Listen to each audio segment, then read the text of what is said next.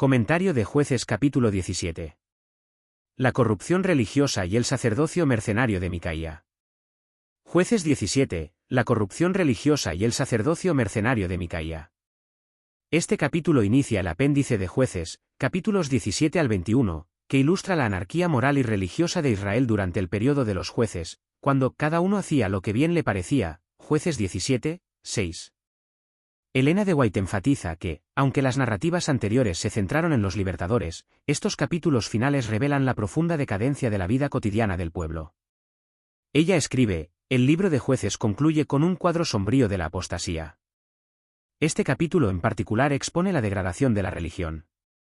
Micaía, al robar el dinero de su madre y luego usarlo para hacer ídolos, demuestra una perversión de la piedad. La idea de que el dinero puede comprar la bendición de Dios o un sacerdocio es un reflejo de la ignorancia espiritual que prevalecía. Patriarcas y Profetas, página 583. La historia de Micaía ilustra la autosuficiencia espiritual y el sincretismo, donde las formas de adoración correctas se mezclan con la idolatría y la superstición. En Jueces 17, 1 al 6 se describe la idolatría doméstica de Micaía. Hubo un hombre del monte de Efraín, llamado Micaía. Y dijo a su madre, los 1100 siclos de plata que te fueron hurtados, yo los tomé. Y su madre le dijo, bendito seas de Jehová, hijo mío. Y luego que él hubo devuelto los 1100 siclos de plata a su madre dijo, yo he dedicado esta plata a Jehová de mi mano, por mi hijo, para hacer una imagen de talla y una de fundición, ahora, pues, yo te la devuelvo. Jueces 17, 1 al 3. Se revela la profunda corrupción moral y religiosa.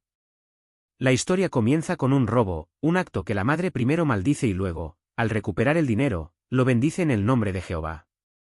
Luego, lo dedica para crear ídolos.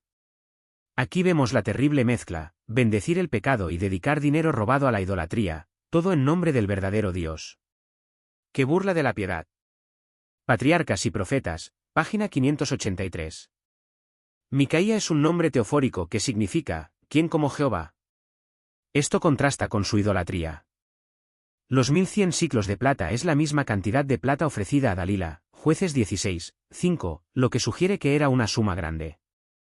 La madre intenta santificar el dinero haciendo un ídolo, violando el segundo mandamiento, Éxodo 20, 4. Comentario bíblico adventista, tomo 2, página 419. Y devolviéndole el dinero a su madre tomó 200 siclos de plata y se los dio al fundidor, quien hizo de ellos una imagen de talla y una de fundición, las cuales fueron puestas en casa de Micaía. Y tuvo este hombre Micaía casa de dioses, e hizo efod y terafines, y consagró a uno de sus hijos, para que fuese su sacerdote. Jueces 17, 4 y 5. La fabricación de una religión a la medida. Micaía no solo hizo ídolos, sino que construyó un santuario personal, una casa de dioses, con un efod, vestidura sacerdotal, y terafines, ídolos domésticos o de adivinación. Este es el sincretismo en su peor forma, tomó prestados elementos de la verdadera adoración, efod, y los mezcló con la superstición pagana, terafines, para crear una religión cómoda y autosuficiente. Patriarcas y Profetas, página 583. Nota del CBA. La imagen de talla y la de fundición, probablemente representaban a Jehová de una forma material, al estilo de los becerros de oro. El efod era una vestidura asociada al sumo sacerdote, Éxodo 28, y los terafines eran ídolos que se creía daban oráculos, Génesis 31, 19. La consagración de su hijo era una violación de la ley, que limitaba el sacerdocio a la tribu de Leví y a la casa de Aarón. CBA, tomo 2, p. 419. En aquellos días no había rey en Israel, cada uno hacía lo que bien le parecía. Jueces 17, 6. La causa de la anarquía. Este versículo explica la raíz de toda la corrupción, la falta de autoridad central, y lo que es más importante, la falta de sumisión al gobierno de Dios. Cuando la ley de Dios es ignorada, la mente humana se convierte en la única regla de conducta, lo que lleva inevitablemente al caos y a la apostasía religiosa y moral. Patriarcas y Profetas, p. 584.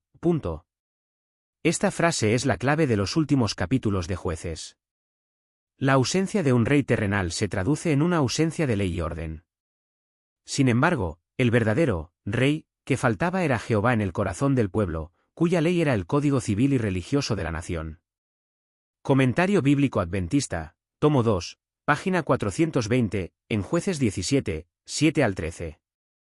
Se relata acerca del sacerdote mercenario. Y había un joven de Belén de Judá, de la familia de Judá, el cual era levita, y moraba allí. Y este hombre partió de la ciudad de Belén de Judá para ir a vivir donde pudiera hallar. Y llegando en su camino a casa de Micaía, en el monte de Efraín, le preguntó Micaía, ¿de dónde vienes? Jueces 17, 7 al 9. El abandono del deber levítico.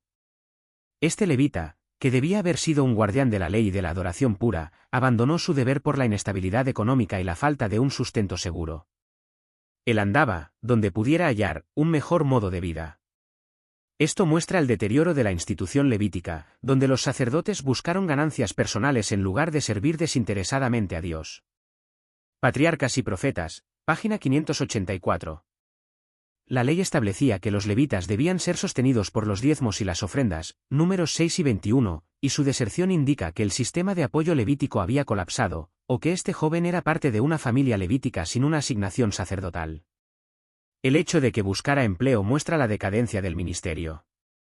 Comentario bíblico adventista, tomo 2, página 420. Y Micaía le dijo, «Quédate en mi casa, y me serás padre y sacerdote, y yo te daré 10 siclos de plata por año, y vestido y comida».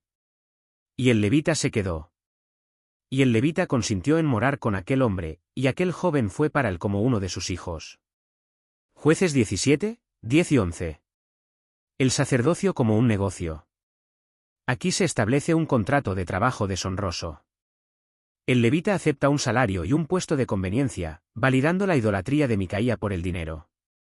La religión se convierte en un asunto de salario. Micaía compra un sacerdote levita para legitimar su casa de dioses, y el levita vende su oficio sagrado por un salario. Esto degrada la santidad del ministerio. Patriarcas y Profetas, página 584.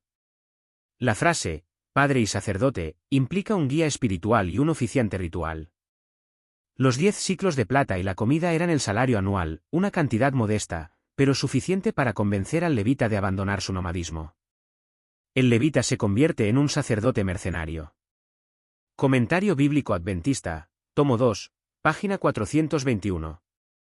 Y Micaía consagró al levita, y aquel joven le fue por sacerdote, y estuvo en casa de Micaía. Y Micaía dijo, ahora sé que Jehová me prosperará, porque tengo un levita por sacerdote. Jueces 17, 12 y 13. La falsa seguridad. Micaía creía que, al tener un levita oficializando su culto idólatra, su adoración, aunque desviada, sería aceptable y le traería bendición. Esta es la esencia de la superstición, creer que las formas externas o la presencia de un hombre consagrado pueden garantizar el favor de Dios, incluso cuando se desobedece su ley y se ignora su voluntad revelada. Patriarcas y Profetas, página 584, punto. La confianza de Micaía se basa en el formalismo, no en la obediencia. Él creía que el oficio del levita anularía el pecado de la idolatría. El capítulo termina con la triste nota de que el pueblo buscaba seguridad en la corrupción y el error. CBA, tomo 2, página 421, resumen general del capítulo Jueces 17. Este capítulo introduce la historia de Micaía, un hombre del monte de Efraín. Su madre le había maldecido por el robo de 1,100 siclos de plata, pero al confesar Micaía haber tomado el dinero, ella lo bendice y dedica parte de la plata para hacer una imagen de talla y una de fundición. Micaía instala estas imágenes en una casa de dioses personal, donde también tiene un efod y terafines, y nombra a uno de sus hijos como su sacerdote. Luego, un levita joven de Belén de Judá, buscando empleo y sustento, llega a casa de Micaía. Micaía lo contrata por un salario anual de 10 siclos de plata más comida y vestido, para que sea su sacerdote personal. El levita acepta el puesto mercenario y es instalado. Micaía se regocija en esta falsa seguridad, creyendo que Jehová lo prosperará por tener a un sacerdote legítimo oficiando su culto idólatra. Este capítulo concluye con la frase clave, en aquellos días no había rey en Israel, cada uno hacía lo que bien le parecía. La degradación del culto por el sincretismo y el sacerdocio mercenario.